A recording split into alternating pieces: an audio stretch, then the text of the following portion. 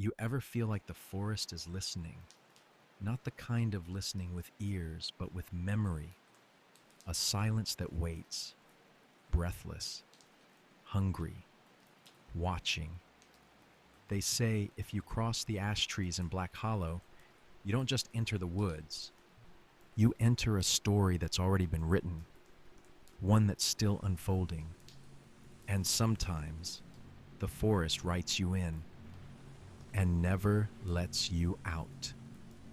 Welcome to Whims and Whispers, where every shadow holds a secret and every secret leads deeper into the dark. Tonight, we follow the echoes of a missing folklore student into a place where time bends, symbols bleed, and something older than fear waits beneath the trees. Cassie Rowe had always believed that the most dangerous stories aren't the ones that scare us. They're the ones we almost forget. She wasn't chasing ghosts. She was chasing silence. The kind of silence that hums just beneath the wind, the kind that lingers in places with too much history and not enough explanation. As a folklore psychology grad student, Cassie was obsessed with why certain places gather legends like moss on stone and what those stories might still be trying to say. In August of 2013, Cassie walked into Black Hollow Forest, a stretch of Appalachian wilderness whispered about in riddles and half-remembered warnings. Elders wouldn't call it cursed, but they wouldn't call it safe either. They spoke of a line in the trees, a change in the air, a place where no birds sing, and the very ground seems to flinch from human footsteps. She went in with a digital recorder, a notebook, and a question. She never came back. All that remained was her voice, captured in a final, breathless audio log that ended not with a goodbye, but with a single terrified whisper. "Something's following me." Then, a scream so sharp it cracked audio levels. Then, nothing. No footprints, no blood, no trace. Just a recorder swinging from a branch like an offering to something that does not belong to time or reason. But here's the part that unsettles even the most hardened skeptics. Cassie wasn't the first to vanish, and some say she wasn't the last. For over a century, Black Hollow has been a place of disappearances, sightings, and sounds no one can explain. There's something about those trees, gnarled and blackened, growing in shapes no tree should bend to. Something about the way the air goes cold without warning. Something about how time doesn't behave the way it should once you cross the threshold. This isn't just an unsolved mystery.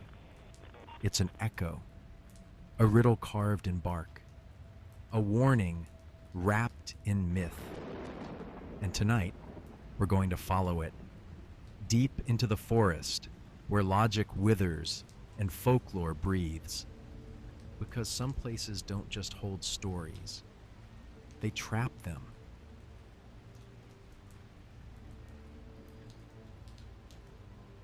August 12th, 2013, Boone, North Carolina, 2:48 p.m. Cassie Rowe finishes typing an email to her advisor. Subject line, field documentation, Appalachian oral folklore, final site visit. She closes her laptop, packs her worn moleskin notebook, a handheld digital recorder, protein bars, a flashlight, and a standard issue compass. Her roommate watches her scribble one last note on a yellow sticky left on the fridge. Exploring Black Hollow, recording folklore, back by sunset. Don't worry.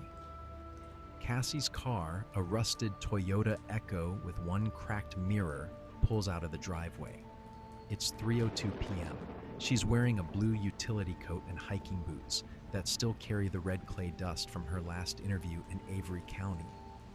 She listens to Appalachian folk hymns on the way. One of them ends with the line, "Where trees don't sway and breath don't lie, The lost walk backward through the sky. 3:44 p.m. Arrives at the trailhead to Black Hollow Forest. The entrance is barely marked. A moss-covered wooden sign reading simply, Trail 9, Restricted Maintenance. The sky is bright but cloudless. No wind, no sound, but cicadas. She begins recording. August 12th, Black Hollow Forest. Initial impressions. Stillness. Air feels heavy. Very few birds. Locals described the entrance as a memory gate. Let's see where it leads. 4:06 p.m. 0.7 miles in. Cassie pauses at an overgrown branch in the trail, documenting her first anomaly. A line of small cairns, carefully stacked stone piles, each with a rusted object embedded in the center. A fishing hook, a broken glasses frame, a toy soldier. She notes in her journal, offerings, totemic markers, all pointed toward the interior. Unsettling precision. 4:17 p.m., 1.1 miles in. Cassie's GPS begins to fail. Her phone blips twice, then freezes. The compass needle spins briefly before stopping on a heading that doesn't align with her direction of travel. She pauses her hike, begins recording again. Unusual compass behavior, needle spinning intermittently, GPS frozen. Could be magnetic disturbance or myth becoming psychosomatic. Still, I feel watched. She later crosses an area where the foliage abruptly changes. The underbrush dies out. The trees become sparse, darker, taller. Their trunks twist unnaturally, like they're recoiling from something in the center. 4:31 p.m., 1.4 miles in. She encounters a clearing. In the center stands what looks like an old rotted ash tree, its bark blackened and peeling. Hanging from its branches are small objects, bones strung with red thread, melted candle stumps, and a single child's sneaker dangling like a wind chime that never moves. Journal entry reads, "Not witchcraft, not indigenous. These are offerings. But to what?" She continues walking. She doesn't know she's now crossed what locals call the shriek line, an invisible boundary no one crosses twice. 4:47 p.m., 1.8 miles in. Her last journal entry before everything changes. Threshold. She writes nothing else, but the recorder, salvaged days later, captures what she couldn't. 4:53 p.m. Final recording begins. Trees narrowing, lights dimmer here. No birds, none. Just air. It's too still. Can still hear myself breathing. Symbols on the bark, stacked triangles, helix pattern, uncatalogued. High up. Who carves this far above eye level? Then, a sound. A thud. Not organic, not mechanical. A dragging noise. Close but not visible. The trees seem to muffle echoes unnaturally, as if swallowing them. That wasn't wind. Hello, I'm a student. Not trespassing. Then, 5 seconds of silence. Something's following me. Then, it's not walking, it's sliding. Then the rustling rises. A gasp. A high-pitched distortion. Then the scream. Piercing, primal, full of terror that doesn't sound entirely human. The audio cuts off abruptly. August 15th, 2013, 8:22 a.m. A search party discovers the recorder suspended from a tree branch 6 feet off the ground, swaying gently. Beneath it, her notebook, face up in the dirt, open to a page stained by moisture and smudged graphite. The word threshold is the only legible writing. Her backpack, flashlight, and jacket are never recovered. August 16th, 2013, 4:10 p.m. A local farmer, Joe Claridge, reports seeing a girl in a blue coat emerging from the woods as he harvests corn. He waves. She looks at him, but her eyes don't blink. Her mouth doesn't move. He calls her name. She turns, steps behind a tree. By the time he crosses the field to reach her, she's gone. No sound, no tracks. The only sign of her presence, a shallow depression in the soil, like something pressed down from above, then lifted. August 17th, 2013, 11:19 a.m. Forest rangers discover the triangle symbol Cassie had recorded, etched deep into the bark of 5 trees, circling a bare patch of earth. Inside the circle, melted wax, a broken compass, and a photograph burned halfway through, the image unrecognizable. 10 months later, June 2014, 3:16 a.m. Security footage at a remote gas station 17 miles away from Black Hollow captures a barefoot figure in a blue coat standing silently at pump number 4 for exactly 42 seconds. Her face is never shown. The camera flickers with static distortion, then cuts to black. Timestamp reads 03:16:12, 03:16:54, 00:00:0. She disappears between frames. Investigators later confirm this time matches the digital wristwatch recovered from the forest, still ticking when found, frozen at 3:16 a.m.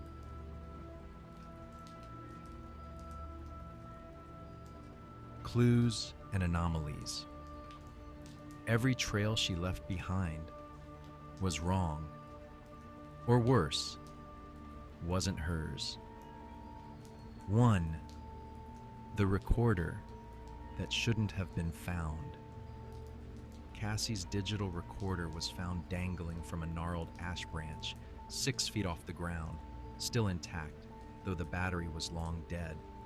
But the real anomaly wasn't the recorder itself. It was how it got there. There were no footprints below, no signs of disturbance. The tree's bark showed no climb marks, no ladder imprints, and yet the cord had been deliberately looped around a limb, like someone or something had offered it back. Investigators described it as feeling staged, but not by human hands. The SD card inside contained exactly 4 minutes and 44 seconds of audio. The final timestamp, 4:53 p.m., yet her watch would later be found stuck at 3:16 a.m. 2. The symbols in the trees.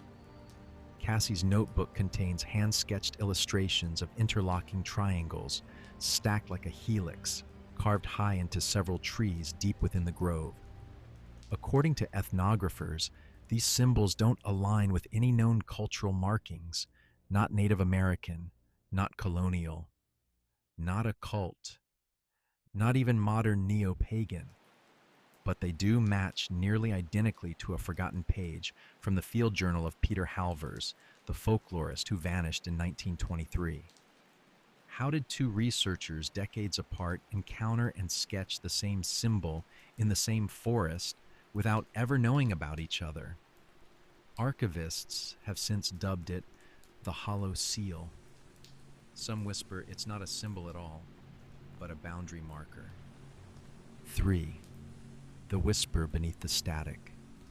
Sound technicians analyzing Cassie's final recording noted something chilling buried beneath the audio's upper frequencies. Hidden within the distortion are whispers, fragmented and layered. When isolated through spectral filtering, the following phrases emerge. We echo what you fear. You cross the memory, not the first. Some claim this is pareidolia, the brain finding patterns in random noise. Others aren't so sure, because at one point in the recording, Cassie herself responds to nothing audible, saying, "I hear you. I don't understand." But the forensic team confirmed no sound precedes that response, unless she was hearing something we couldn't. 3. The whisper beneath the static. Sound technicians analyzing Cassie's final recording noted something chilling buried beneath the audio's upper frequencies. Hidden within the distortion are whispers, fragmented and layered. When isolated through spectral filtering, the following phrases emerge. We echo what you fear. You cross the memory, not the first. Some claim this is pareidolia, the brain finding patterns in random noise. Others aren't so sure, because at one point in the recording, Cassie herself responds to nothing audible, saying, "I hear you. I don't understand."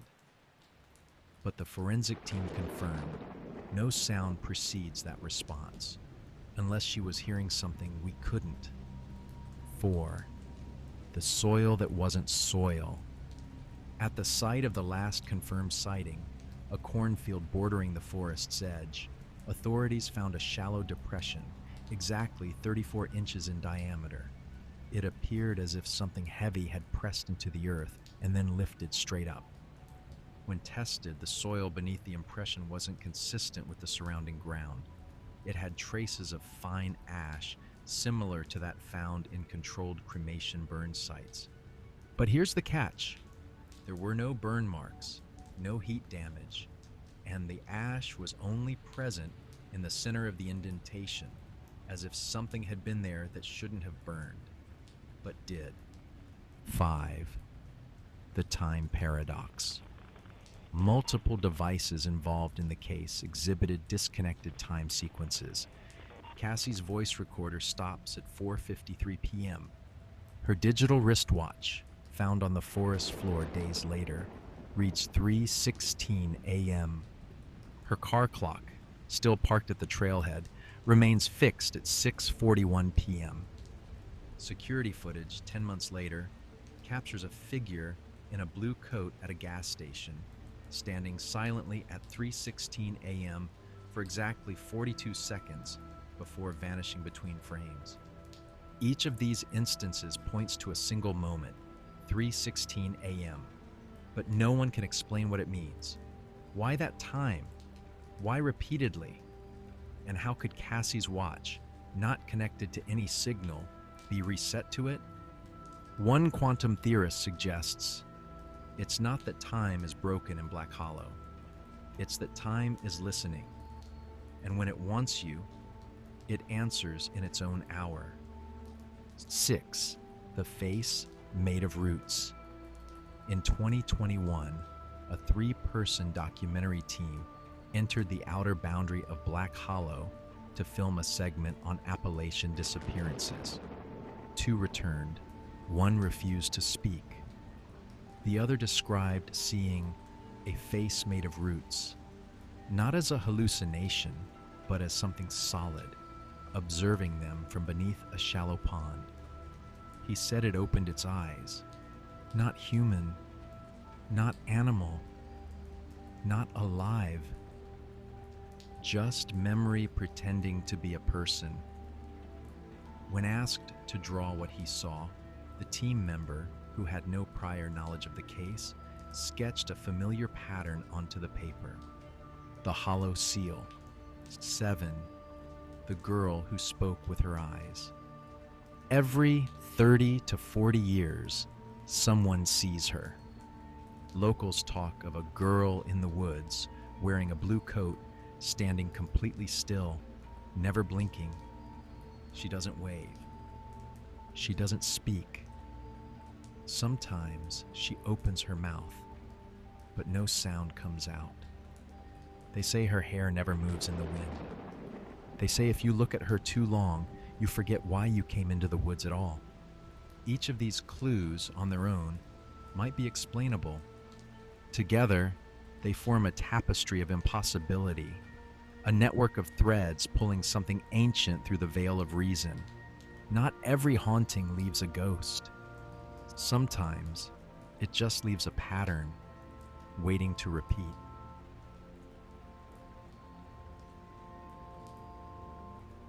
To understand Black Hollow is not to solve it, it's to choose which nightmare you believe.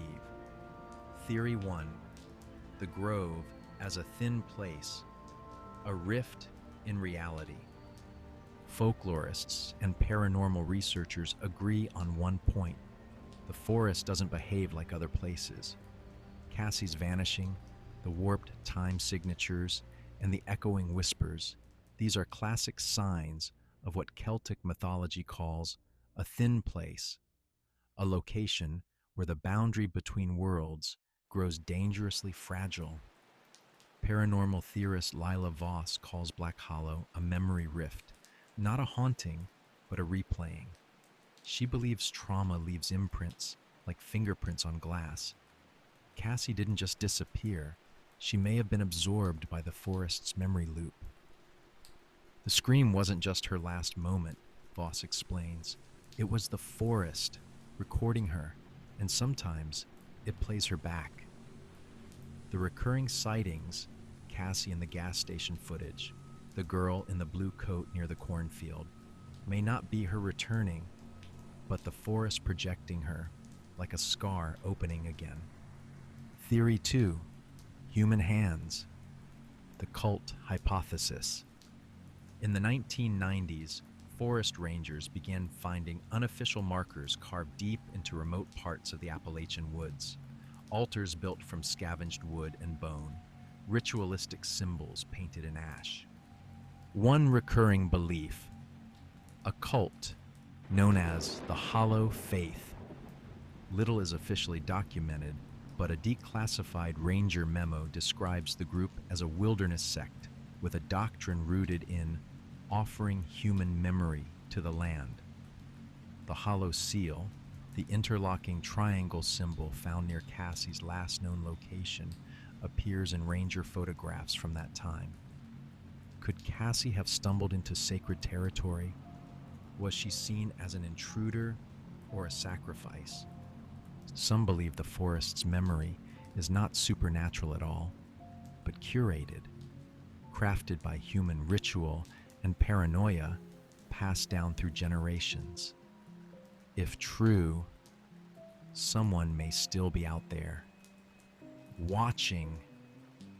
Theory 3, psychogenic fugue. The breakdown theory. Skeptics point to Cassie's field of study itself. She was immersed in trauma stories, dark folklore, and Appalachian oral legends describing grief, ghosts, and memory loops. Her professors noted her intensity. Her roommates said she'd been sleeping less, eating less, almost like she was trying to live inside the stories.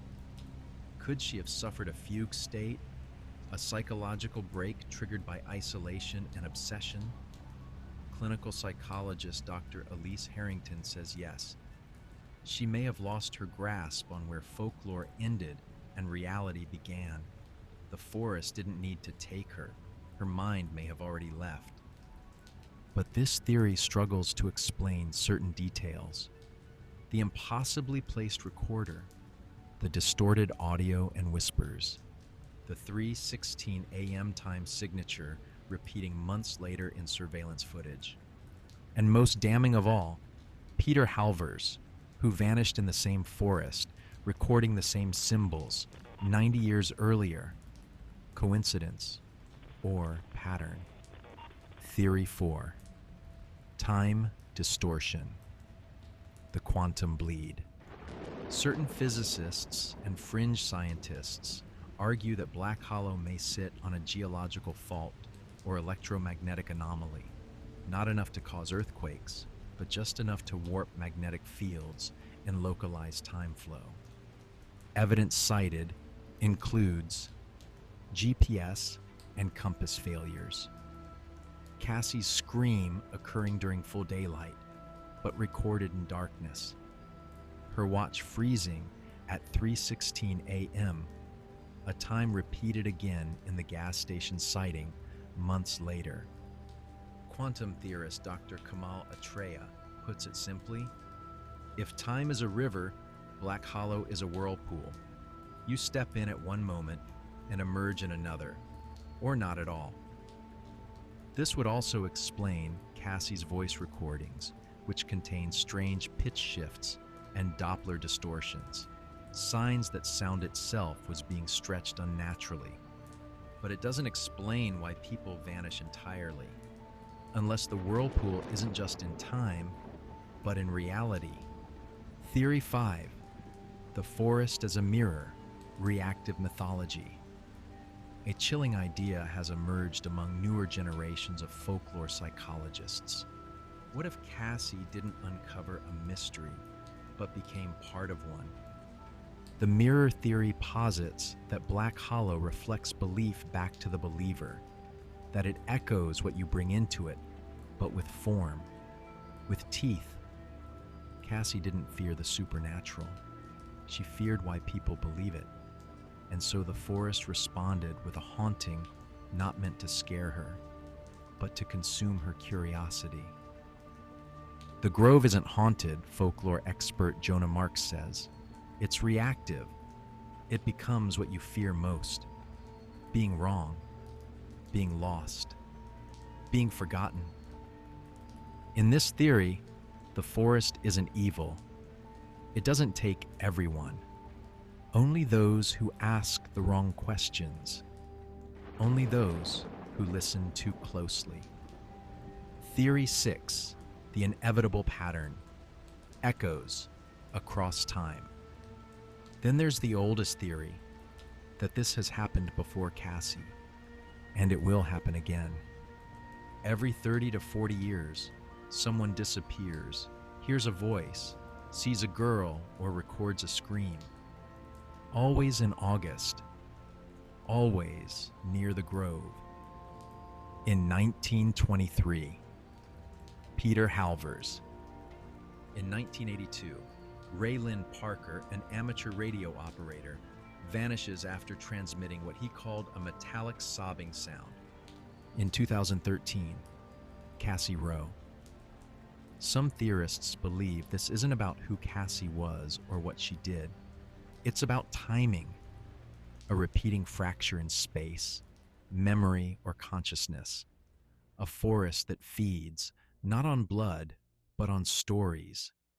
And when it hungers again, it takes the next one who listens. Each theory offers a piece of the puzzle, but none can explain everything. And perhaps that's the point. Black Hollow doesn't want to be solved. It wants to be remembered.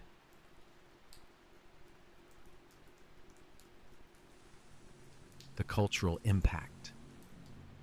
Some stories don't just stay in the forest. They walk with us. They change how we see the world, even if we never set foot in the dark. Cassie Rowe didn't become a ghost. She became something worse, a symbol etched into podcasts, textbooks, online forums, and sleepless minds. The mystery of her disappearance has transcended its roots as a missing persons case. It now lives as a cultural echo, haunting the collective consciousness of a generation obsessed with the question, what really happened in Black Hollow? Folklore in the age of Wi-Fi. Before Cassie, the Shrieking Grove was a half-told tale passed around Appalachian porches, something you heard from a grandparent, murmured with a shake of the head and a look toward the trees. But after 2013, it became a viral campfire. Her case was dissected in Reddit threads, recreated in indie horror games, and cited in university lectures on digital folklore. Professors at Columbia and Berkeley used her disappearance as a modern case study in how myth survives in the age of skepticism. She is the subject of 4 podcasts, 2 documentary films, 17 amateur YouTube investigations, and 1 banned ARG, alternate reality game, that went offline after users claimed it responded with answers no one programmed in.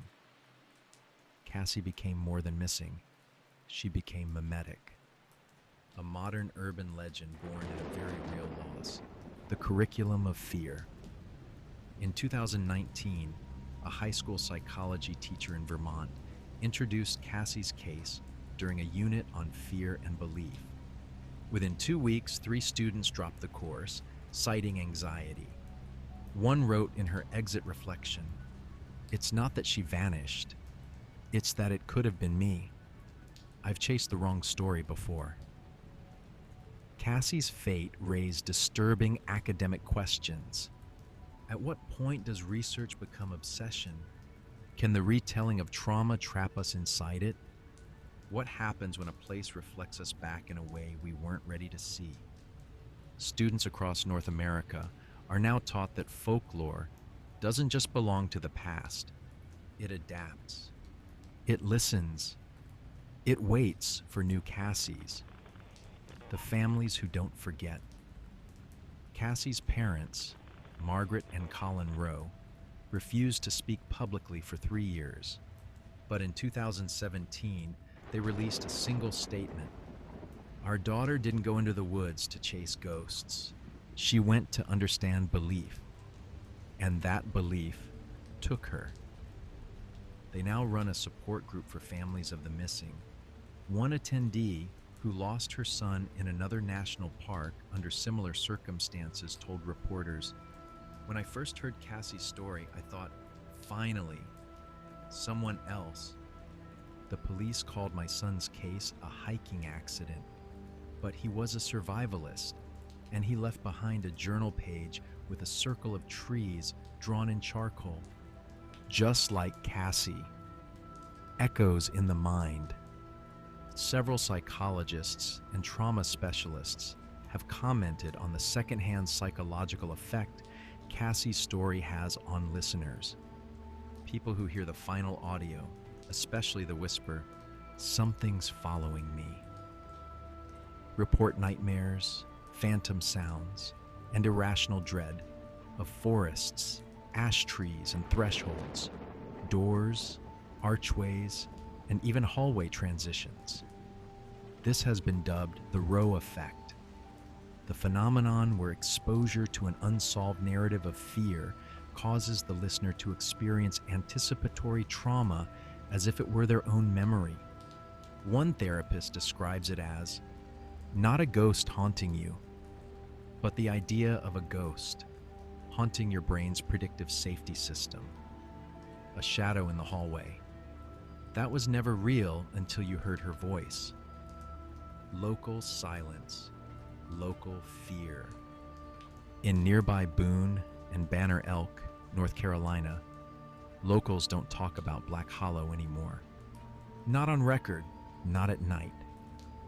A barista at a roadside diner told a documentary team, "Every year someone comes in asking about Cassie, and every year someone sees her again. We don't answer anymore, because if you say her name too much, the trees start listening." Children no longer trick or treat near the trail entrance. The state stopped maintaining Trail 9 entirely. One church burned a replica of the hollow seal in a bonfire in 2020, calling it a symbol of false worship. Another group? They started wearing it around their necks. Digital ghosts. Shrieking Grove trended 4 times between 2019 and 2023. TikToks claim to hear Cassie scream embedded in lo-fi music. EVP enthusiasts report voices calling out from beneath static, whispering, "Threshold. Echo me." Back by sunset. But it's not just tech-hungry teens posting. It's adults, investigators, skeptics who found one clue too many. Cassie's story has infected a generation of the curious, those who grew up believing every mystery had an answer.